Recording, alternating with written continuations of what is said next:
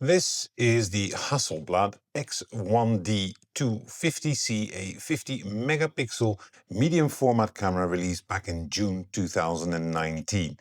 And I've just bought it, and in this episode I'm going to share with you why I bought it, how I got to Hasselblad instead of Fuji, my first shooting experience, image quality, lenses. So let's not waste any time and let's get straight down to it. So why medium format? I think that's one of the key questions I had to ask myself before actually going to explore medium format. And what I've noticed is a change or a shift in my photography. I still do my everyday kind of travel, street, whatever you want to call it, photography. But I've also decided deep appreciation for landscapes, cityscapes, still lives, and even a bit of portraiture. So I was thinking, if you want to get the best out of it, even full frame cameras, they're great, don't get me wrong. But for printing as well, yeah, why not try a medium format camera? So that was basically the main reason for me to start considering buying a medium format camera. Now, the second question here is with medium format cameras. Are we going to go 50 megapixels or 100 megapixels? And that's kind of a critical question. If you follow the channel, you know that I'm not a big fan of huge sensors. Thank God I also had a point of reference here. About a year ago, year and a half ago, I think now, I rented a Fujifilm GFX 100S, I think it was, with a 60 or 63 millimeter lens. And in terms of image quality, that combo was great. In terms of file sizes, 100 megapixel is normally about 200 megabytes in information, in file size. And I found it a little bit too rich, and also 100 megapixels is you can crop in, all of you are 100% right. But I thought I just don't need it for what I do. So 50 megapixels it is. And if you're owning a medium format camera right now and you're watching this, let me know what your thoughts on this are, right? With 50 megapixels, I basically had two systems in mind. Fuji GFX system with the 50R or the 50S Mark II. I looked at specifically the 50S Mark II, which is a very modern camera. In many ways, comes with all the bells and whistles which you can expect from Fuji, and also a lot of video capabilities. And honestly, I have no need for video capabilities for what I want to use a medium format camera for. So those two were quickly a bit on my list, like, should I have that? IBIS, should you or should you not? These kind of discussions I was having. But ultimately, my experience with the GFX 100, I think it was S, taught me one thing. Fuji cameras are slightly big and bulky. Their lenses can be big and bulky and heavy. And weight is a big decision factor for me, because those two to 300 grams might not sound like a lot, but if you're walking an entire day with it, it becomes a lot. I just want to have a very clean, simple way of photography where I don't break my back over longer periods of time. So I looked at this, but one other thing I also took into account is Fuji has its mechanical and electronic shutters built into camera, has a lot of GFX glass. It's not always widely available, but still it's pretty much available, and you can easily mount third-party lenses. When it comes to Hasselblad, I noticed cameras come with electronic shutters. Mechanical leaf shutter is built in to the lenses, which is a slightly different approach. And it also means that there is no shutter count on Hasselblad cameras, but on the lenses there are the shutter counts, which is quite a fascinating concept. So I looked at that like, IBIS, no IBIS. Okay, Hasselblad, why Hasselblad? Well, 16-bit color depth, 14 stops of dynamic range, Hasselblad natural colors. All great, but Fuji is pretty much the same. So still, Hasselblad I wasn't 100% decided on. And then I started looking at the weight, and I thought, that GFX 100S has taught me a lesson. So I'll go into Hasselblad, still 50 megapixels. So what did I look at? I, of course, started first looking at the 907, is the X or C with a 50 megapixel sensor. And I love that camera in terms of design. I love it.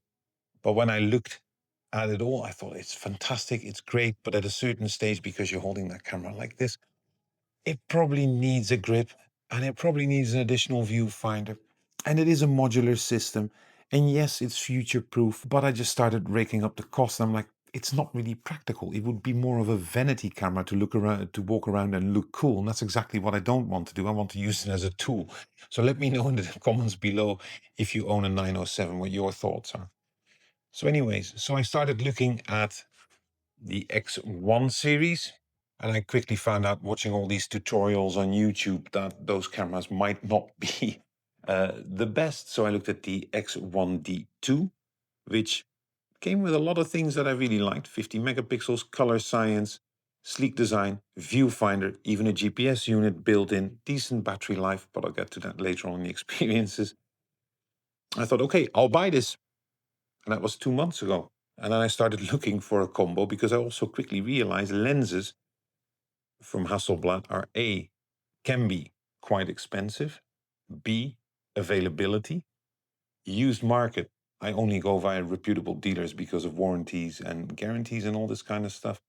So you see that there is an availability issue. And I was looking, and then at camerastore.com, not sponsored by the way, I found the X1D Mark II with the 45 megapixel f4 lens and a combo it was, so the kit lens. Now let's have a look at the camera here itself.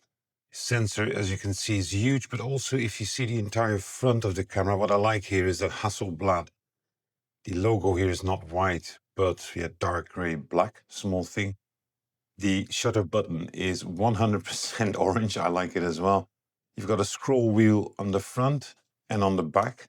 And what you notice here immediately is that you see that the grip is angled. It's more on a diagonal instead of the conventional straight grip, and it really makes a difference.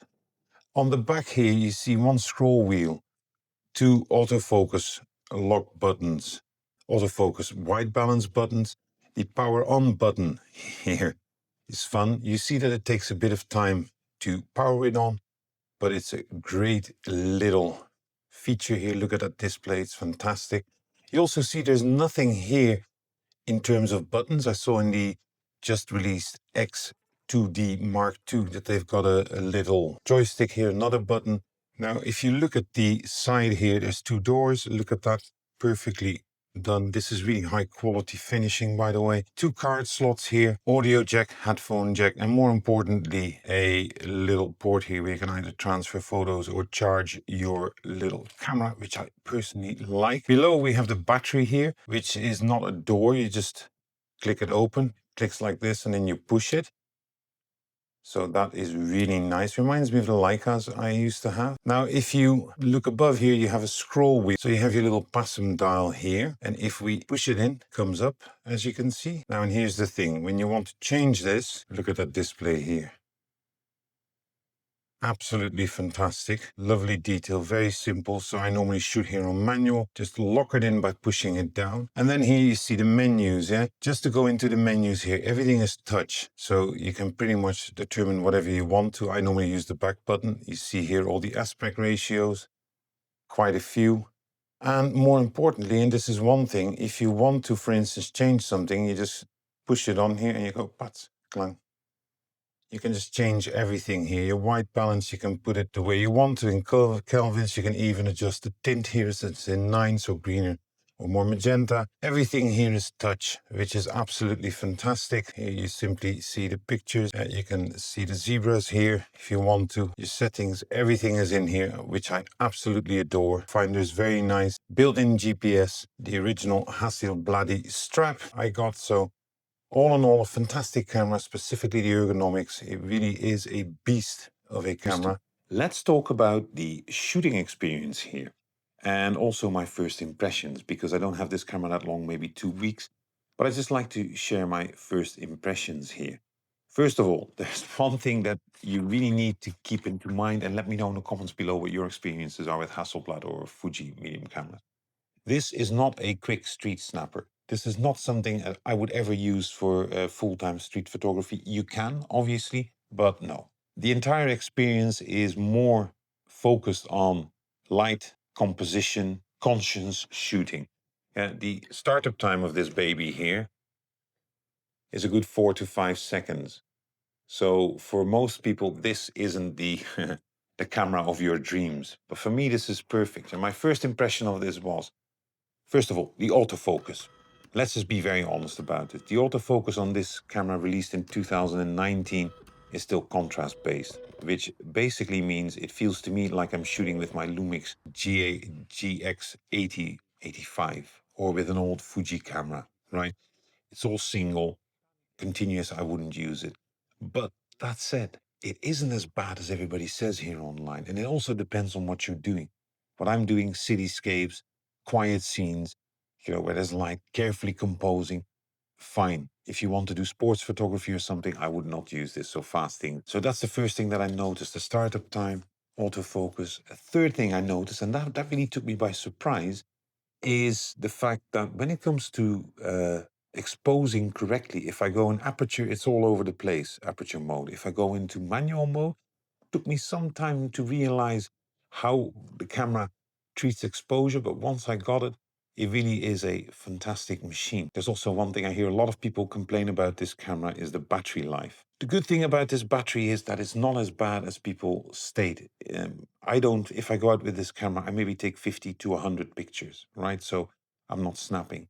That lasts me the entire day.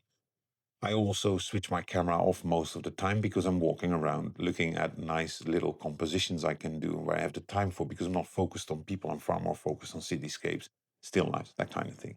Even if your battery is slightly drained, you can still charge it with your USB. That's a good thing. On the other hand, I think if you use this intensively, you need two batteries at least, right? Because it does drain a bit, but it also depends on how you use it. If you use your Wi-Fi, for instance, yeah, it will drain faster.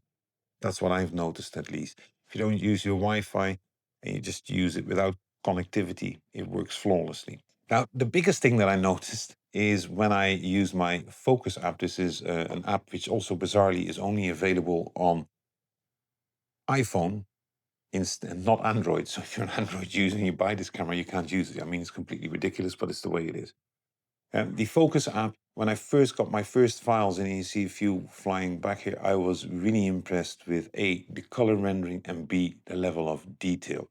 And the way the Focus apps works, it's a very clean editing app. It is absolutely wonderful. It's easy to use. It's got a lot of shadow and highlights recovery, so your pictures look, at least I thought mine looked really good.